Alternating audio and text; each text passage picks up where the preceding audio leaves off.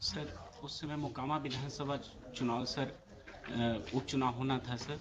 उसमें सर बहुत सारा हम लोगों को इनिशिएट करना पड़ता है right from the after announcement of the election and after the conclusion of election. इस पीरियड में सर जो प्रिवेंटिव एक्शंस के तहत प्रोसीडिंग्स इनिशिएट करने पड़ते हैं सर। कोई तो बेसिस होगा ना एसडीएम साहब। सर ऑन द रिपोर्ट हम भी उस गांव के अगर रेसिडेंट हो, मान लीजिए हमारे गांव में एक थाना हो और हम वहां के रेसिडेंट हों,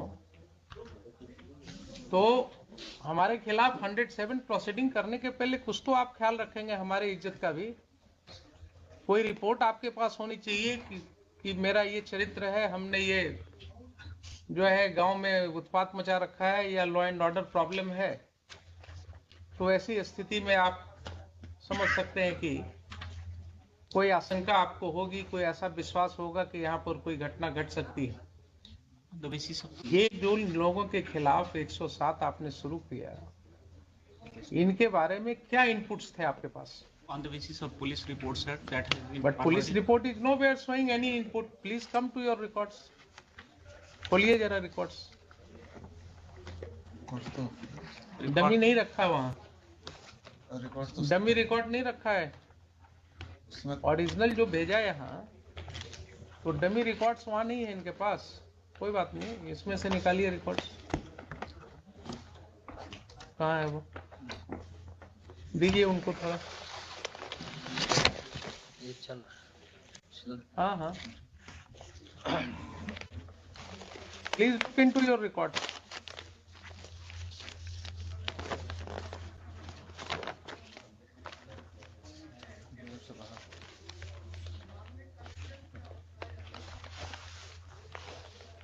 दीजिए एसडीएम साहब को, साथ साथ वकील साहब भी देखेंगे। आपने जो पहले डेट की जो तारीख में लिखा है, उसमें देखिए क्या मटेरियल था आपके सामने 107 का प्रोसीडिंग इनिशिएट करने का।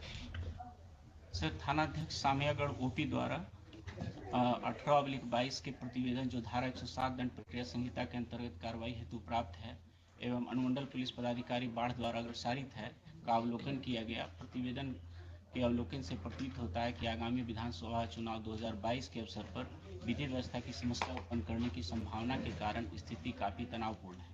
अतः मैं प्रतिवेदन से संतुष्ट होकर उपरोक्त कारणों को लेकर किसी भी समय अप्रिय घटना घट सकती है और बलवा हो सकता है, जिसके कारण मेरे क्षेत्राधिकार में शांति भंग हो सकती है।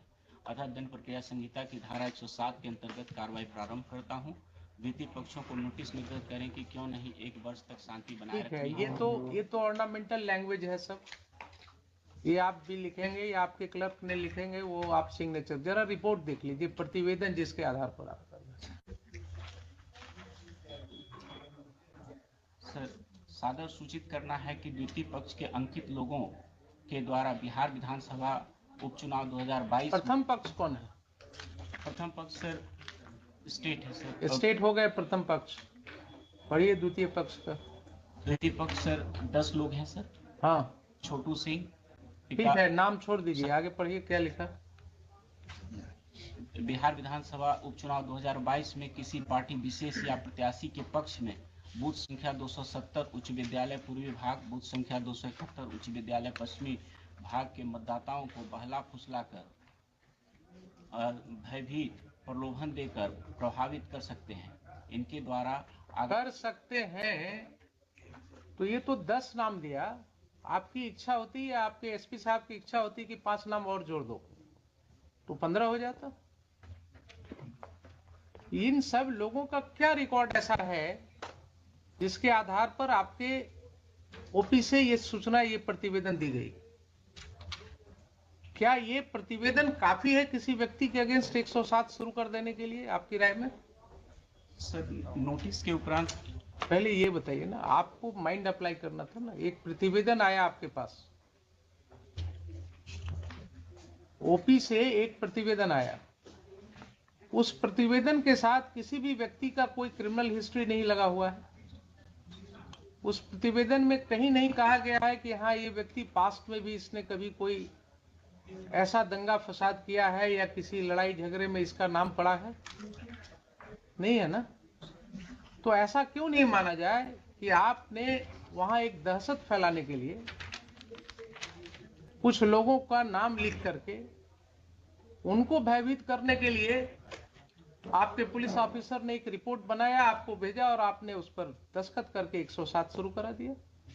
किसी व्यक्ति के खिलाफ 107 का प्रोसीडिंग अगर शुरू हो रहा है तो क्या उसके ऊपर एक दाग नहीं लग रहा है? आप सिर्फ ये मुझे बताइए। अगर आपके रिकॉर्ड पर, आप गए थे परीक्षा देने ना बिहार एडमिनिस्ट्रेटिव सर्विस की, आपके ऊपर अगर 107 की एक कार्रवाई का जिक्र आपके रिकॉर्ड में होता तो अपने परीक्षा फॉर्म में आपको लिखना पड़ता कि नहीं पड़ता कि पूर्व में 107 में कार्रवाई हुई है मेरे अगेंस्ट? जरा मेरे सवाल का जवाब दीजिए, लिखना पड़ता कि नहीं? इंटरव्यू होता, उसमें जो लोग होते वो आपसे पूछते ना कि अच्छा ये 107 क्यों हुआ आपके ऊपर, क्या जवाब आप देते? बोलते साहब ये तो पुलिस वालों ने ऐसे ही कर दिया, मेरा तो रिकॉर्ड बिल्कुल क्लियर है। क्या यही बोलते या कुछ और बोलते? जरा सर यही बोलते ना। इतने लोगों का तो आपने कैरेक्टर रोल लिख दिया sir without their being any basis. हम ये नहीं कहते हैं कि आप 107 नहीं कर सकते। इन appropriate cases yes you should do, you can certainly do it, but इतने लोगों के खिलाफ 107 का नोटिस देने के पहले क्या आपको आश्वस्त होने की जरूरत नहीं थी कि हाँ इसमें से किसी व्यक्ति के विरुद्ध कोई शिकायत है, किसी ने कभी कोई लॉ एंड ऑर्डर ब्रेक किया है, किसी ने पूर्व में कहीं पिछले इलेक्शन के दौरान कहीं कोई दंगा फसाद किया है, ऐसी कोई रिपोर्ट है उस ओपी में? बताइए। सर इनिशिएशन ऑफ प्रोसीडिंग में सर हम उनसे पूछते हैं कि क्यों ना आपसे सर ये लिया जाए बॉन्ड सच्चरित्र का।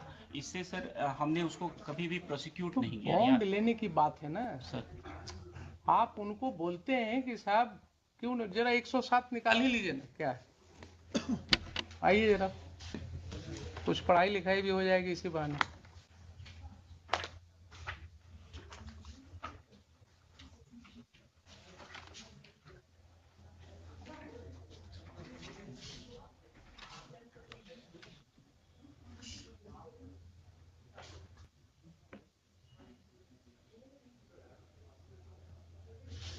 Let us read.